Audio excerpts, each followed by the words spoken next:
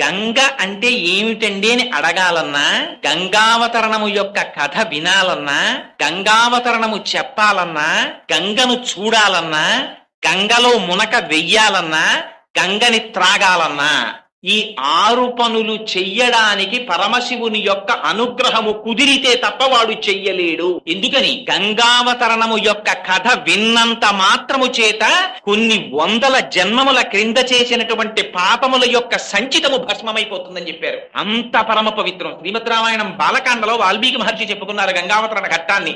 నిష్కారణంగా చెప్తారా? దాని వెనకాతల ఎంత పవిత్రత లేకపోతే ఈ కథ చెప్పారు. రాముడు 1కి 10 మార్లు అడిగి చెప్పించుకున్నాడు విశ్వామిత్రుడి చేత. విశ్వామిత్రుడు ముందు సంక్షిప్తంగా చెప్పాడు గంగావతరణాన్ని, ఒప్పుకోలేదు రామచంద్రమూర్తి. నాకు ఇంకా వినాలనుంది గురుదేవా, రిపథగగా అసలు ఆ గంగ ఎందుకు అవతరించింది నాకు చెప్పవలసింది. విశ్వామిత్రుడి యొక్క నోటి నుండి వాక్కులై ప్రవహిస్తే వచ్చినటువంటి కథ గంగావతరణం.